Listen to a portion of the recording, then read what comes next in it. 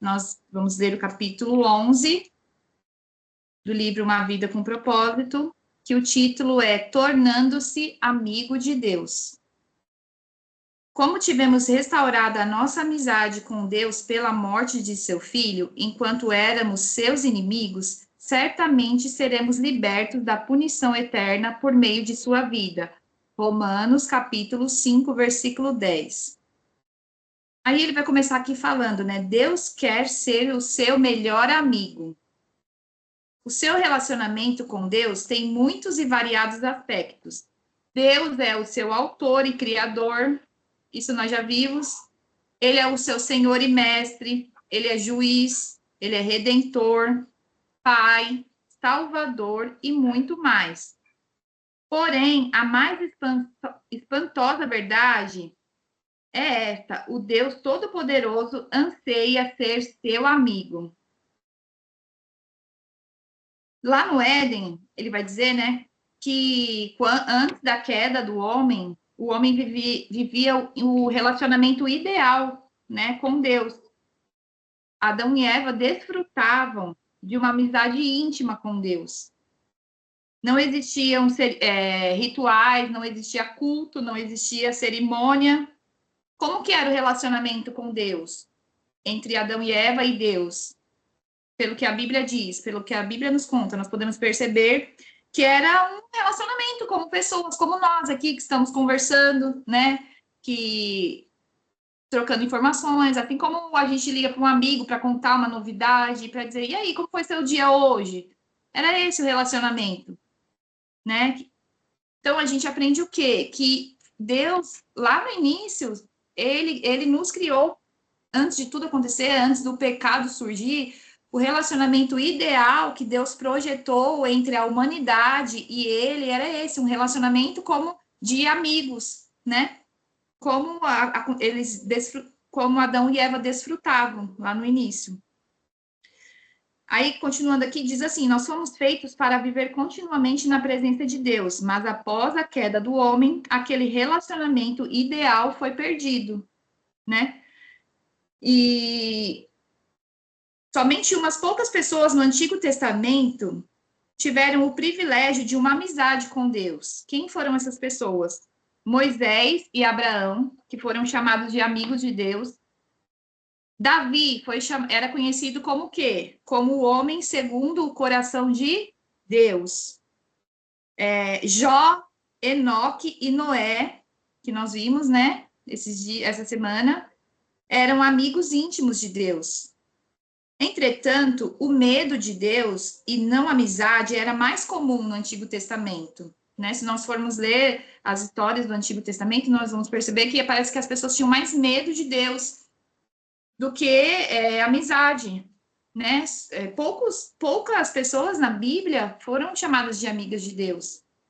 Elas tinham mais medo, porque Deus, no Antigo Testamento, se mostrava mais como juiz, né? Por quê? Porque o relacionamento entre Deus e a humanidade estava rompido por conta do pecado. E como que fazia? Eu não lembro se eu falei esses dias, mas eu acho que todos sabem aqui, né? Que lá no Antigo Testamento, para quem intercedia pelo povo era o sacerdote, precisava de ter um sacerdote, um homem que tinha que se preparar muito, tinha que ter todo um ritual para ele se preparar para entrar na presença de Deus para oferecer sacrifício para o povo, para que o povo pudesse ter seus pecados perdoados. Era esse homem que representava o povo. Mas Jesus mudou essa situação, né? Quando? Quando ele pagou os nossos pecados na cruz. A Bíblia diz que quando Jesus morreu, quando ele entregou o seu espírito ao Pai, que o véu que existia no templo, lá dentro do templo tinha um véu, né? Como se fosse uma cortina que separava o lugar que o sacerdote entrava do lugar que era mais comum, vamos dizer assim. Existia uma cortina que separava, né? Esse lugar só o sacerdote podia entrar lá dentro. E aí, quando Jesus morreu, A Bíblia diz que esse véu, ele se rasgou de cima a baixo. Rasgou-se. E o que significa o véu rasgado? Significa que não tem mais barreira, não tem mais separação entre nós e Deus. Significa que qualquer um hoje pode acessar a Deus. E como nós fazemos isso?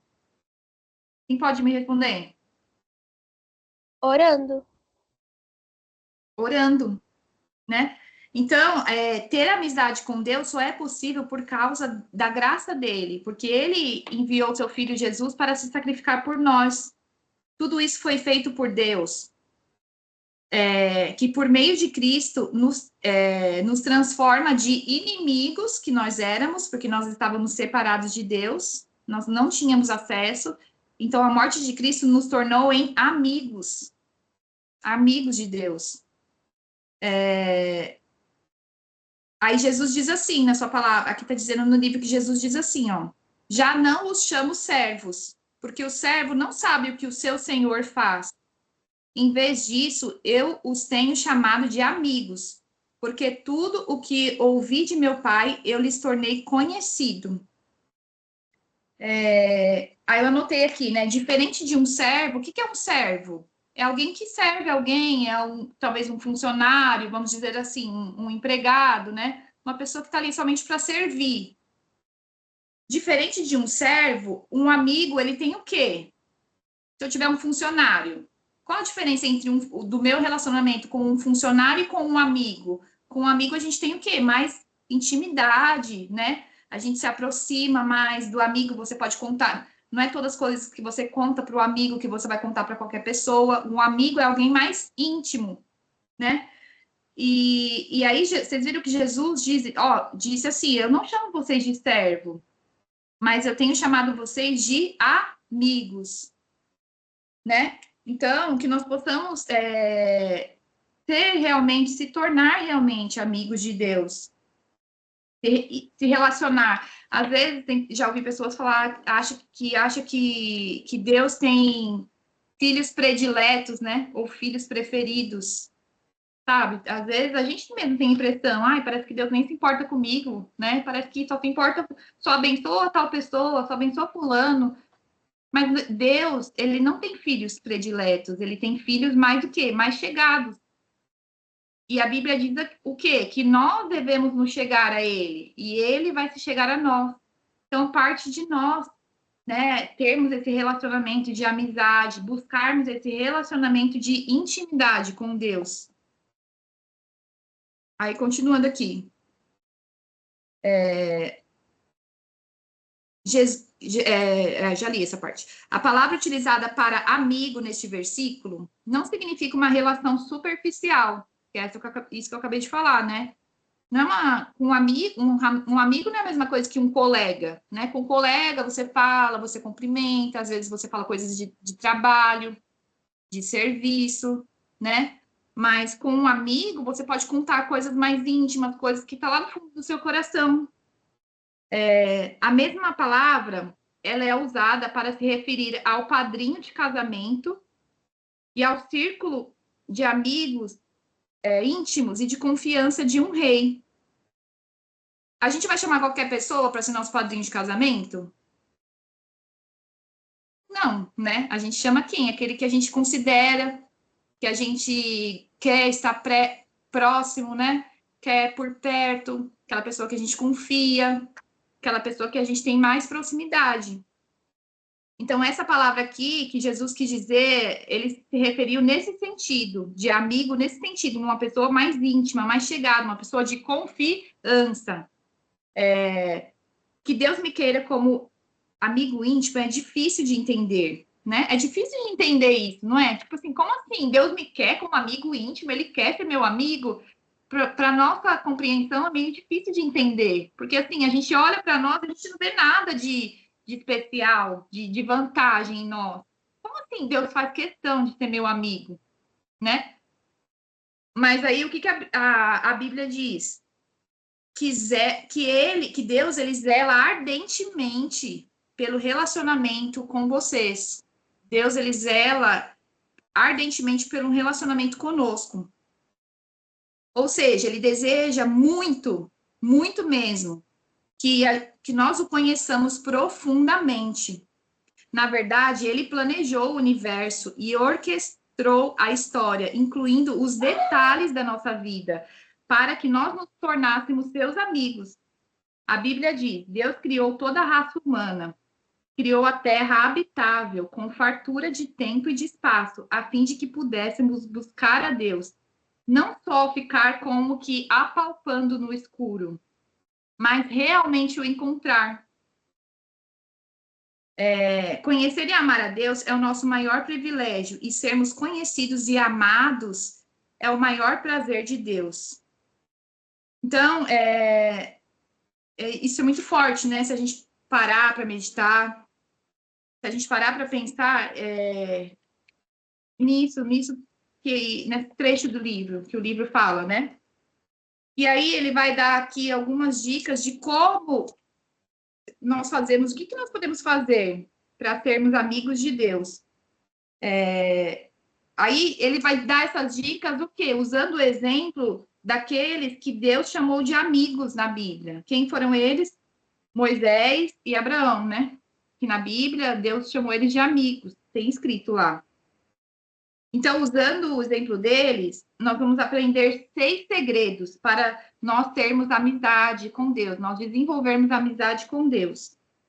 Nesse capítulo, nós vamos aprender 2 segredos, e no próximo capítulo, nós vamos aprender 4 segredos. Então, o primeiro segredo para nós nos tornarmos, construirmos uma amizade com Deus, é o quê? É desenvolvermos uma comunicação constante. Aí está dizendo aqui, ó, você jamais cultivará um relacionamento íntimo com Deus apenas indo à igreja uma vez por semana, ou mesmo tendo um período de busca diária. Uma amizade com Deus é construída ao partilharmos com Ele todas as nossas experiências. É lógico que é importante. O autor não está querendo dizer que a gente não deve ter um momento com Deus todo dia, fazer um devocional. Não é isso, ele não está querendo dizer isso. Mas ele está querendo dizer que nós devemos ir além. Nós devemos ir além de apenas fazer uma oraçãozinha ali de manhã. Senhor, obrigado pelo meu dia, me abençoa minha família em nome de Jesus, amém. Sabe? Ele quer saber todos os detalhes da sua vida, ele quer que você conte para ele quer que você compartilhe com ele tudo. Lá em Tessalonicenses, agora eu não lembro o versículo assim de cabeça, mas está dizendo assim: orai sem cessar, né? O que quer dizer? Que nós devemos orar continuamente. Aí tem pessoas que podem dizer, mas como que a gente faz isso, orar continuamente? Então quer dizer que eu tenho que ficar 24 horas ali, de joelho dobrado, orando? Não, porque se fosse assim, a gente não conseguiria fazer as outras atividades do nosso dia, né? Como que eu vou trabalhar? Como que eu vou cuidar da casa, cuidar da minha família? Não é isso que quer dizer, mas quer dizer o quê? Que nós temos que estar com um pensamento ligado com Deus. Ele quer que você compartilhe tudo com ele, sabe? Às vezes você vai, acorda, aí você vai tomar o café da manhã, aí você senta lá com aquele sentimento de gratidão. Ai, Senhor, obrigado, né? Porque quantas pessoas não têm um pão na mesa para comer, mas o Senhor tem abençoado, não tem deixado faltar nada, né? Aí, de repente, você tá lavando uma louça ali e você tá com o pensamento em Deus, ou mesmo nos momentos difíceis, dos desafios do dia, às vezes uma coisa que não dá certo, você planeja e não dá, aí você fala, ai, Senhor, queria tanto que tivesse dado certo, mas o Senhor sabe, né, de todas as coisas, sabe? É isso que Deus quer. Em todos os momentos do dia, nós estejamos com o pensamento ligado. Às vezes não dá para falar, né? Você está trabalhando ali, está no trabalho, não tem como você. A pessoa vai achar que você é louca, né? Que você é doida, que não bate bem ficar falando. Mas o nosso pensamento pode estar sempre ligado com Deus, em todos os momentos. Às vezes, nas decisões que você não sabe o que fazer, o que tomar, você tá, ai, Senhor, e que agora? O que eu faço? Me ajuda, Pai, eu preciso de uma direção tua. Porque muitas vezes a gente só procura Deus ou só ora quando nós temos algum problema para resolver, alguma situação difícil. Aí a gente vai, dobra o joelho e fica ali orando e pedindo, Senhor, preciso da tua ajuda. Agora, se coloque no lugar de pai. Imagine o seu filho te procurar só com interesse, só querendo alguma coisa, só te procurar, só conversar com você quando ele quer alguma coisa de você, como que nós vamos nos sentir? É da mesma forma que Deus se sente, né? Então, ele quer que nós cultivemos esse relacionamento com ele. Além disso, o livro vai dizer que nós desenvolvemos uma amizade com Deus através da meditação contínua da palavra. O que é meditar? Quando a gente fala, eu vou meditar, a gente já pensa naquela pessoa, naquele monge sentado, né? Com a mão assim, né? A gente já pensa logo nisso. Claro que isso também é meditação, mas a palavra meditação que a Bíblia quer dizer, que se refere, é o quê?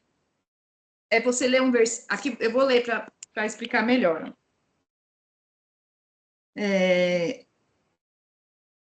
A segunda forma de estabelecer amizade com Deus é pensar na sua palavra durante todo o dia. Isso se chama meditação, e a Bíblia nos exorta repetidamente a meditar sobre quem Deus é. Quando tem uma coisa na Bíblia que é dita repetidamente, que significa que Deus está fazendo o quê? Está reforçando. Olha, eu quero que vocês meditem. Sabe quando tem uma palavra que você vê várias vezes na Bíblia, significa que ele está querendo reforçar aquilo, para que a gente não se esqueça, sabe? Meio que para estar registrado ali, ó, não esquece. Então, a meditação na palavra deve ser contínua. E como que a gente faz isso? Embora a gente não consiga passar a gente não vai conseguir passar o dia inteiro lendo a Bíblia.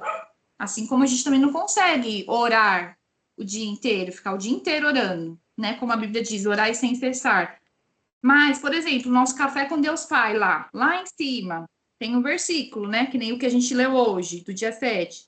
Ó, que eu falei que dá certinho com o livro, né? Ó, toda a escritura é inspirada por Deus e útil para o ensino, para a repreensão, para a correção e para a instrução na justiça, para que o homem de Deus seja apto e plenamente preparado para a boa obra. Então, meditar é isso, você não precisa ler a Bíblia toda. Você pode pegar um versículo só e ficar pensando nele, né? Ah, tá. Quer dizer o quê? Aqui falou que a escritura é inspirada por Deus, então quer dizer o quê? Que a Bíblia não foi escrita só, não foi qualquer homem que escreveu lá qualquer coisa, não, foi Deus que inspirou, né? Tô usando esse versículo como um exemplo, só para vocês entenderem. Ela é útil tanto para ensinar, né, para que a gente possa aprender, mas também para repreender, para nos corrigir. E aí você fica pensando nisso durante o seu dia, você fica meditando, né? Ah, então quer dizer que a Bíblia é a palavra de Deus, né, mesmo, né? Ela foi inspirada, Deus inspirou, sabe? Então isso é meditar, é a gente que nem o autor diz aqui, ó. Mas meditar é frequentemente mal interpretada como algum ritual misterioso e complicado. Meditar não é um ritual misterioso ou complicado, mas é o quê? É concentrar os pensamentos. Então, não é nada mais do que isso, você se concentrar seus pensamentos nesse versículo que você leu. Então, a razão pela qual Deus considerava Jó e Davi seus amigos íntimos era o fato deles valorizarem a palavra de Deus acima de qualquer coisa e pensarem nela durante todo o dia. No próximo capítulo, né, nós vamos ver os outros 4 segredos sobre como nós cultivamos a amizade com Deus. E aqui, finalizando já, pensando sobre o meu propósito, que nós possamos pensar nisso, refletir nisso, meditar nisso que nós estamos aprendendo, né? Que Deus, ele quer ser o meu melhor amigo. Ou seja, se ele quer ser, ele já está disposto a ser. Então, depende mais de quem? Dele ou de mim? Agora. Depende mais de de mim fazer a minha parte, de eu fazer a minha parte, melhor dizendo, né? O versículo para memorizar. O Senhor é amigo chegado de quem o respeita e lhe obedece. Salmos 25, verso 14. E uma pergunta para que a gente possa meditar. Ó, esse versículo é um versículo fácil para a gente meditar, hein? É um versículo que até fácil de memorizar, ó. O Senhor é amigo chegado de quem o respeita e lhe obedece. Aí, como que a gente medita? O que significa respeitar? Daí a gente vai pensando, né? Ah, respeitar, se eu fizer tal coisa, será que eu estou respeitando a Deus? Como que eu obedeço a Deus? Né? Então, assim, é uma forma de meditar e pensando e refletindo sobre o que a palavra está querendo dizer. E uma pergunta para a gente meditar: o que eu posso fazer para me lembrar de pensar mais sobre Deus e falar com Ele mais frequentemente ao longo do dia? Então, que cada uma de nós possa ficar com essa mensagem, né? Possa analisar as nossas vidas, ver se nós estamos agindo, se nós estamos cultivando uma amizade com Deus, se nós estamos separando o tempo do nosso dia para orar, nem que seja em pensamento, nós estamos separando momentos do nosso dia para meditar na palavra, porque essas são formas de cultivar uma amizade com Deus. Gostaria de ouvir de vocês. O que vocês acham? O que vocês entenderam sobre tornar-se amigo de Deus? Esther, faz tempo que você não fala. Tomar uma água aqui. Por enquanto eu tô sem falar.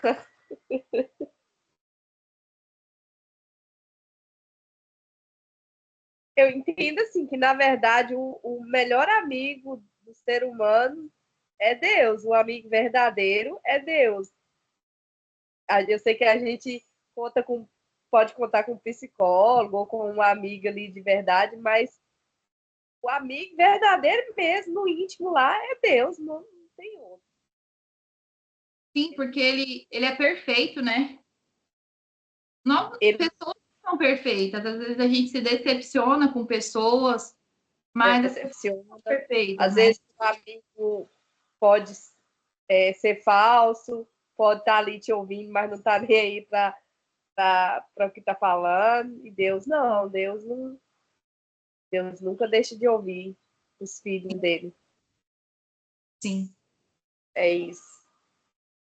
Eu acho que isso é uma coisa que eu levo para mim, né? Depois de tantas decepções com pessoas ao longo da vida, em diversas situações, eu procuro, para não me machucar, eu procuro não criar expectativa, sabe? Porque quantas vezes a gente cria expectativa, a gente espera tanto de pessoas, e aí quando as pessoas falham, o que que acontece? A gente se decepciona, né?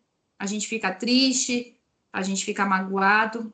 Então, eu aprendi, isso foi uma das coisas que eu aprendi, a não criar expectativas nas pessoas, Eu mas também aprendi a não criar expectativa no ser humano, porque o ser humano ele é falho, ele é fraco, ele é. Não, então, assim, é difícil, sabe? O ser sim, humano erra, peca, erra, não é? É difícil. E, tipo assim, eu já criei muita expectativa em pessoas e acabei me frustrando, acabei ficando até adoecendo. Aí eu falei, não, eu não quero ficar doente. Então, para me decepcionar, eu não vou ficar criar expectativa.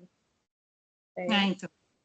E aí, nós temos, isso mesmo, exatamente como você falou. E aí, a melhor maneira de nós não nos frustrarmos é não colocar nossa expectativa nas pessoas, mas colocar nossas expectativas em Deus, né? Porque Ele é o amigo que não falha, que está conosco em todos os momentos, sejam eles bons ou ruins, sejam eles favoráveis ou não, né? É verdade. Então, que Deus abençoe vocês. Vamos finalizando já esse encontro, né? Graças a Deus conseguimos romper mais uma semana. E segunda-feira, com a permissão de Deus, nós estaremos aqui, continuando no capítulo 12, e vai continuar esse assunto, né? Sobre a amizade com Deus. Quero dizer que é um prazer, né? Estar aqui com vocês e que Deus abençoe cada uma. Que vocês tenham um final de semana maravilhoso e abençoado por Deus. E a gente se vê na segunda-feira. Amém. Quero vocês, hein? Não me abandone, não. Então tá bom, meninas. Fiquem com Deus. Um beijo. Beijo. Bom final de semana para todos. Boa noite. Deus abençoe todas aí. Amém. Com Deus. Amém. Amém. Tchau.